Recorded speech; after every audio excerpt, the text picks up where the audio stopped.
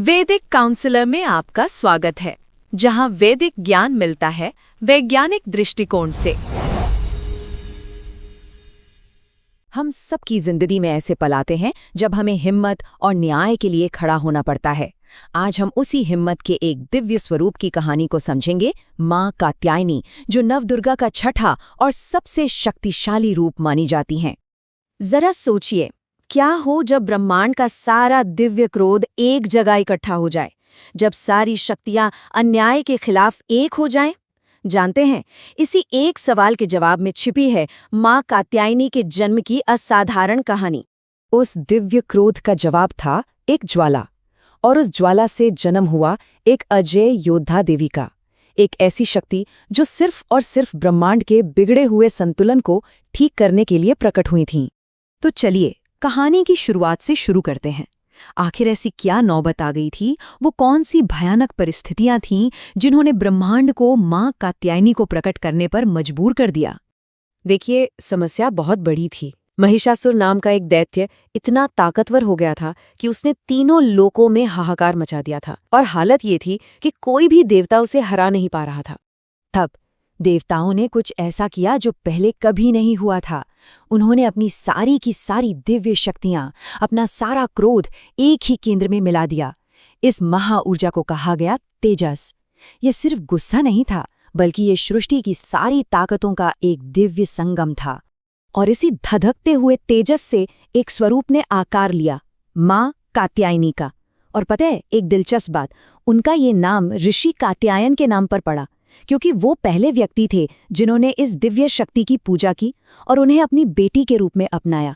शक्ति और भक्ति का क्या अद्भुत मेल है। तो माँ का जन्म हो गया। अब था असली काम, धर्म की स्थापना करना, मतलब ब्रह्मांड के संतुलन को फिर से ठीक करना। और इसके लिए एक महासंग्राम होना तय था, एक ऐसा युद्ध जो 9 दिनों तक चला और जिसने अच्छाई और बुराई के बीच का फैसला किया। ये लड़ाई कोई एक दिन की नहीं थी, पूरे 9 दिनों तक चली। जैसा कि आप देख सकते हैं, पहले 8 दिन तो माँ ने महिषासुर की उस सेना को तहस नहस कर दिया जिसे कोई हरा नहीं सकता था।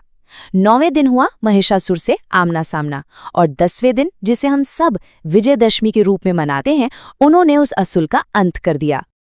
अच्छा, किसी योद्धा को सिर्फ उसकी ताकत ही महान नहीं बनाती है ना, उसके प्रतीक भी बहुत कुछ कहते हैं।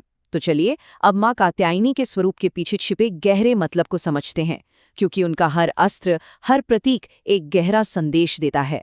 उनका हर प्रतीक विवेक और शक्ति दोनों को दिखाता है।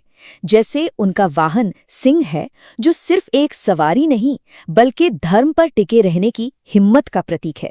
और सबसे बड़ी बात, उनका संबंध है आज्ञा चक्र से, यानी हमारी तीसरी आंख, जो हमें सही गलत देखने की समझ और मुश्किल हालात में सही फैसला लेने की ताकत देती है। अब उनके हाथों को देखिए, एक हाथ में तलवार है अन्याय को मिटाने के लिए, तो दूसरा हाथ अभय मुद्रा में है, मतलब डरो मत का इशारा।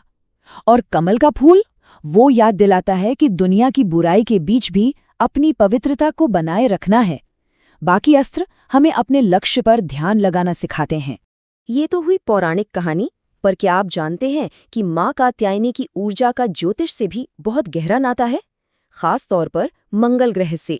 ज्योतिष में माँ कात्यायनी की ऊर्जा को मंगल ग्रह की ऊर्जा से सीधे सीधे जोड़ा जाता है, और आप देख सकते हैं क्यों। माँ की योद्धा भावना मंगल के साहस से मेल खाती है। माँ की बुराई पर जीत मंगल की विरोधियों पर विजय पाने की क्षमता को दिखाती है। ये कनेक्शन बहुत तार्किक है। तो अब सबसे जरूरी सवाल, इस सारे ज्ञान का आज हमारी जिंदगी में क्या मतलब है? हम अपनी रोज की लड़ाइयों के लिए, अपनी चुनौतियों के लिए इस दिव्य ऊर्जा का इस्तेमाल कैसे कर सकते हैं? ज्योतिष शास्त्र के मुताबिक माँ कात्यायनी की ऊर्जा उन लोगों के लिए खास तौर पर मददगार मानी जाती है जिनकी कुंडली में मंगल ग्रह कमजोर हो या जिन्हें मंगल दोष हो। माना जाता है कि उनकी पूजा से कोर्ट केस से लेकर कॉन्फिडेंस की कमी जैसी समस्याओं से लड़ने की अंदरूनी शक्ति मिलती है। ये टेबल इसे और भी साफ कर देती है। जैसे अगर कुंडली में मंगल कमजोर है तो उनकी पूजा से साहस और नेतृत्व की क्षमता बढ़ती है। अगर कोई अदालती मामले में फंसा है तो विजय और सुरक्षा मिलती है। एक तरह से ये एक आध्यात्मिक टूल किट है जो जिंदगी की अलग अलग चुनौतियों के लिए समाधान देता है। और अगर कोई इस ऊर्जा से जुड़ना चाहता है तो उसके लिए एक बहुत ही सीधा साधा उपाय बताया गया है। रोज सुबह इस बीज मंत्र का 108 बार जाप करें। ओम ऐं ह्रीं क्लीं कात्यायन्याय नमः।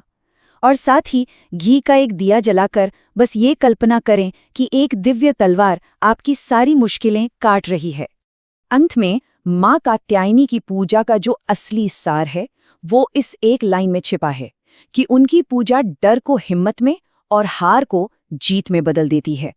ये सिर्फ एक विश्वास नहीं बल्कि खुद को अंदर से बदलने की एक प्रक्रिया है।